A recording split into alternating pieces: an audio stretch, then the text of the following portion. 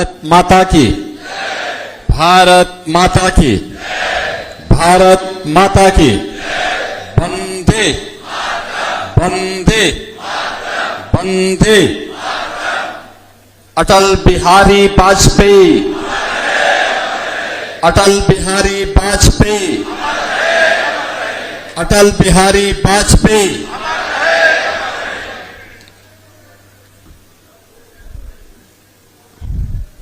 भारत के पूर्व प्रधानमंत्री, भारत रत्न स्वर्गीय अटल बिहारी वाजपेयी जी की 8वीं पुण्यतिथि के अवसर पर आयोजित आज के इस साहित्य संध्या कार्यक्रम के अवसर पर इस पूरे कार्यक्रम के आयोजक और संयोजक, प्रदेश सरकार में मंत्रिमंडल के मेरे वरिष्ठ सहयोगी, उप मुख्यमंत्री श्री ब्रजेश पाठक जी, कवि, साहित्यकार और पद्म सम्मान से सम्मानित श्री अशोक चक्रधर जी,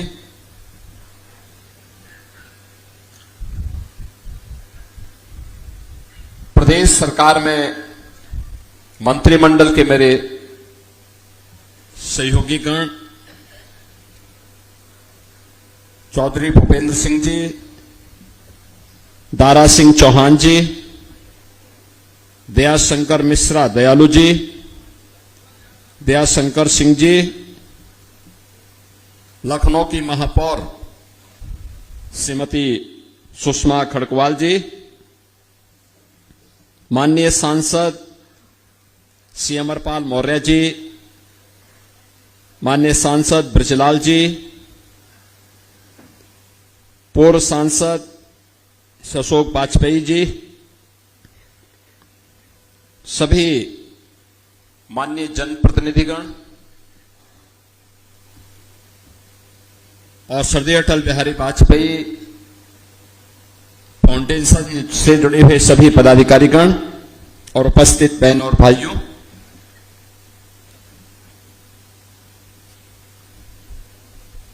मैं सबसे पहले स्वर्गीय अटल जी की 8वीं पुण्यतिथि के अवसर पर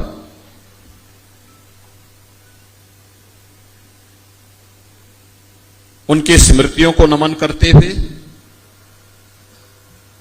प्रदेशवासियों की ओर से विनम्र श्रद्धांजलि अर्पित करता हूं। भारतीय राजनीति में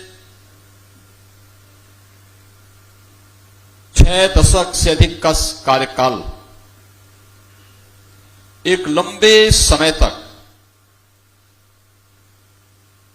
जिनकी उपस्थिति भारतीय राजनीति में रही हो, निष्कलंक और एक निष्कपट राजनीति को स्वर्गीय अटल जी ने आगे बढ़ाया।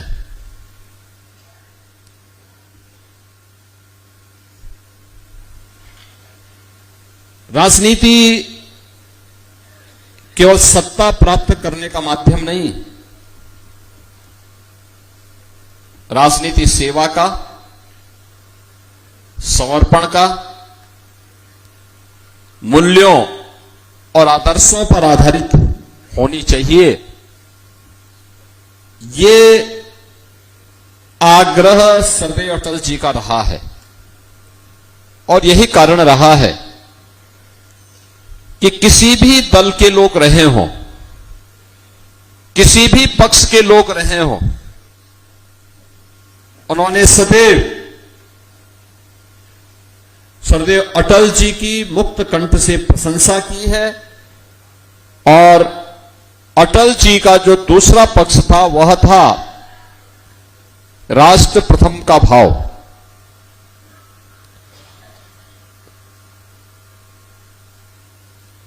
यानी अगर देश का हित महत्वपूर्ण है और देश के हित से जुड़ी भी कोई बात किसी ने भी कही है तो उन्होंने दल के हित को तिलांजलि देकर के देश के हित में निर्णय लिए। याद करिए, आज आपके सामने वो दृश्य देखने को मिलते होंगे जब दल बनते हैं, टूटते हैं, गठबंधन बनते हैं, टूटते हैं।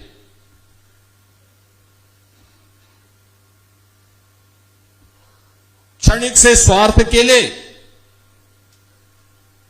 स्वयं का स्वार्थ सिद्धि नहीं हुआ तो वहां के ताने बाने को छिन्न भिन्न करने के लिए लोग उतारू हो जाते हैं। लेकिन सरदेव अटल जी ने एक बार नहीं, अनेक बार उस प्रकार का उदाहरण प्रस्तुत किया। 1971 में भारत और पाकिस्तान का युद्ध था। बांग्लादेश के अंदर पाकिस्तान के द्वारा किए जाने वाले अमानवीय अत्याचार के खिलाफ पूरे देश की एकता दिखनी चाहिए थी। सरदार अटल बिहारी वाजपेयी जी सामने आए। उन्होंने बांग्लादेश मुक्ति के पूरे अभियान को पूरा समर्थन दिया। आज ऑपरेशन सिंदूर में कांग्रेस के अभद्र और अशिष्ट आचरण को देख करके, सेना पर उंगली उठाने को लेकर के जब प्रश्न उठते हैं तब इनकी राष्ट्र निष्ठा पर भी संदेह होने लगता है। यही स्थिति आपातकाल के दौरान भी हम लोगों ने देखा। सरदार अटल जी ने आपातकाल के दौरान दल से महत्वपूर्ण देश को माना और उन्होंने उस समय भारतीय जनसंघ का विसर्जन करते हुए उस समय उन्होंने जनता पार्टी में उसका विलय किया और लोकतंत्र को भारत के अंदर पुनर्जीवित करवाया। आज जो हर व्यक्ति लोकतंत्र का एहसास करता है, सदैव जयप्रकाश जी के नेतृत्व में चले हुए उस आंदोलन में सबसे महत्वपूर्ण भूमिका किसी दल की थी तो भारतीय जनसंघ की थी और भारतीय जनसंघ ने उस पूरे अभियान में बढ़ चढ़ करके भाग लिया। इसके बाद भी जब भी आवश्यकता पड़ी, हर उस अवसर पर उन्होंने, हमें याद है जब एक बार भारत की 1989 के बाद जब आर्थिक रूप से भारत की स्थिति काफी डावाडोल हुई थी, उन स्थितियों में दुनिया के मंचों पर भारत का प्रतिनिधित्व और भारत के पक्ष को मजबूती के साथ कौन रखेगा?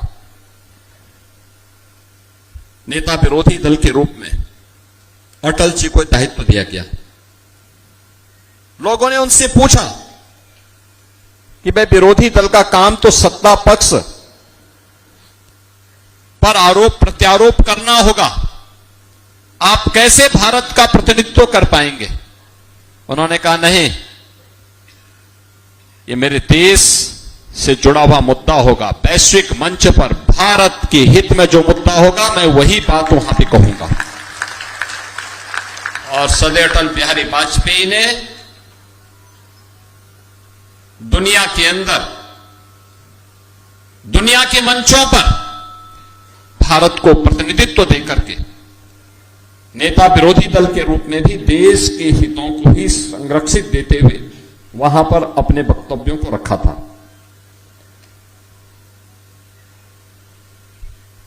उन्नीस 1990 का दशक भारत की राजनीति के लिए एक बहुत महत्वपूर्ण दशक रहा है।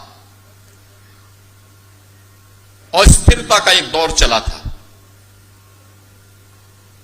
राजनीतिक अस्थिरता लोकतंत्र के लिए सबसे खतरा होता है।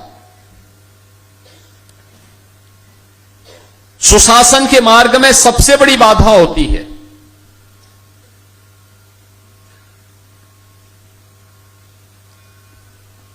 आम जन को उसकी आवश्यकताओं से वंचित करने की साजिश का एक हिस्सा होता है।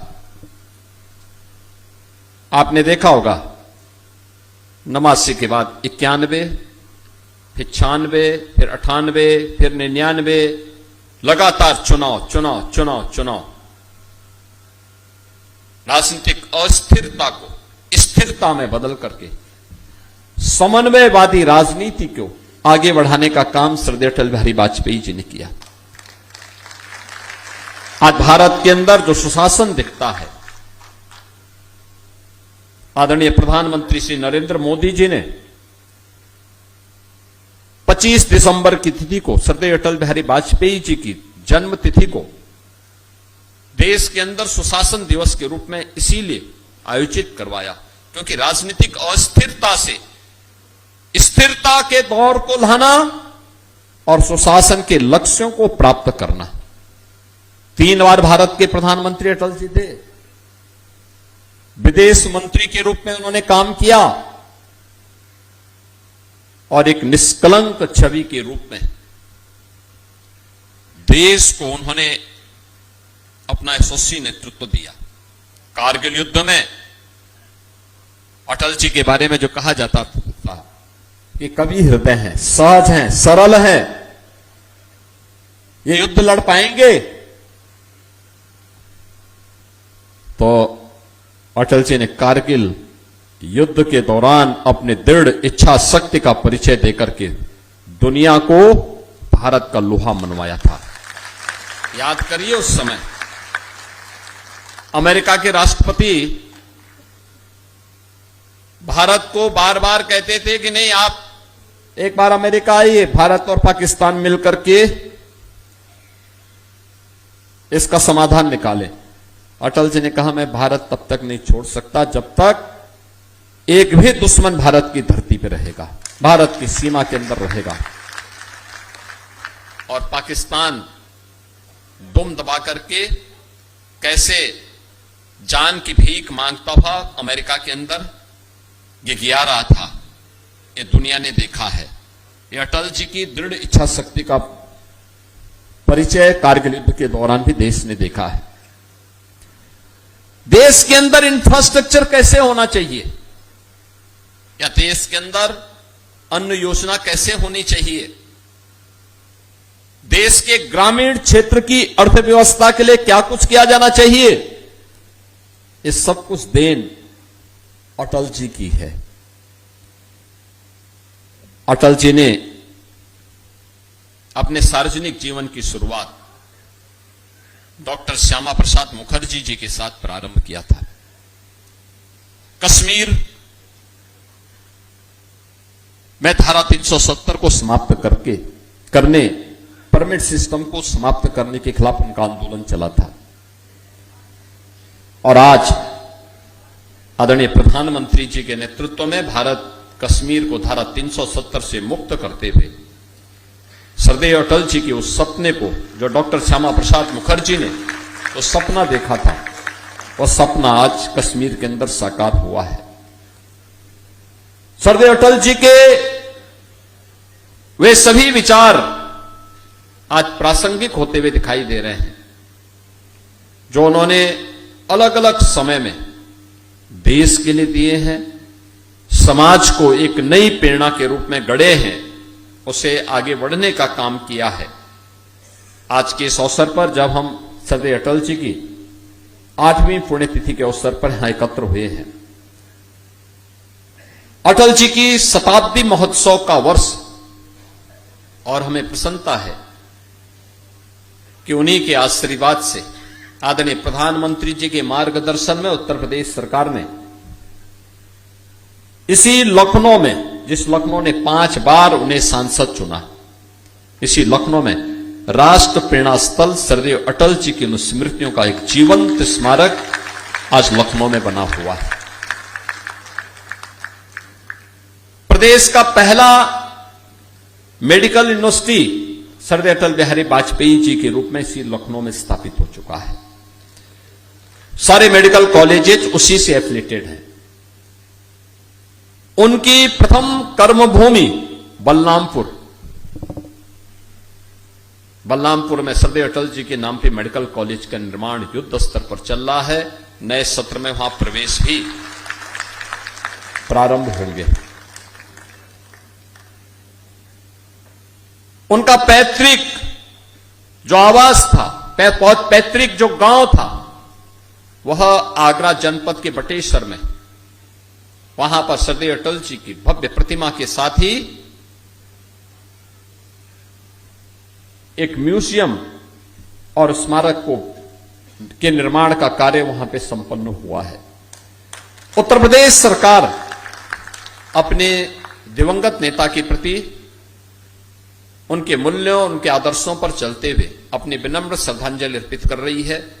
आज के इस अवसर पर, 8वीं पुण्यतिथि के अवसर पर, यहां पर हमारे चूंकि अटल जी की ख्याति एक कवि के रूप में, एक लेखक के रूप में, एक साहित्यकार के रूप में भी रही है, और यहां पर एक सुविख्यात कवि के रूप में अशोक चक्रधर जी आज हमारे बीच में उपस्थित रहे हैं। सुप्रसिद्ध गायिका के रूप में श्रीमती मालिनी अवस्थी जी यहां पर आई हुई हैं। मैं इन दोनों का इस अवसर पर अभिनंदन करता हूं, सरदेव अटल जी की स्मृतियों को नमन करता हूं, उन्हें विनम्र श्रद्धांजलि अर्पित करता हूं। और प्रतिवर्ष, यानी वर्ष में 2 ऐसे अवसर जरूर आते हैं जब सरदेव अटल जी का स्मरण हम बड़े पैमाने पे कर पाते हैं, और वह सरदेव अटल बिहारी वाजपेयी फाउंडेशन के माध्यम से हमारे डिप्टी सीएम श्री ब्रजेश पाठक जी ने लगातार इन कार्यक्रमों को आगे बढ़ाया है। यानी ये कम देखने को मिलता है। अक्सर होता है लोग 1 बार 2 बार में भूल जाते हैं। आज का दृश्य आप देख रहे होंगे बहुत सारी जगह, किस किस प्रकार के दृश्य देखने को मिल रहे हैं। लोग अपने परिवार को भूल जाते हैं।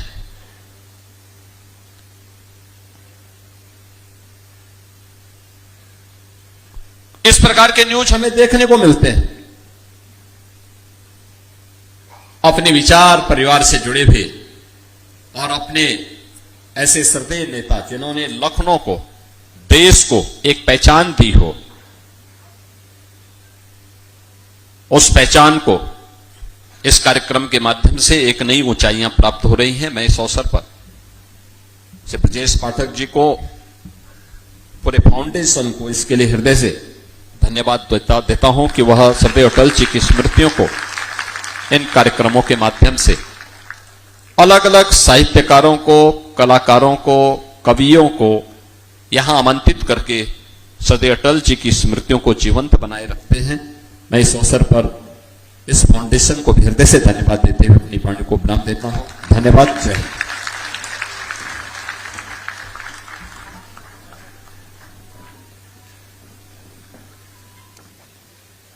बहुत बहुत आभार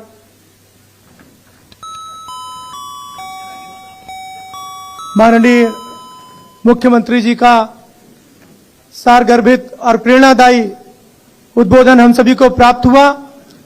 माननीय मुख्यमंत्री जी के संबोधन के दौरान ही माननीय उप मुख्यमंत्री श्री केशव प्रसाद जी मौर्य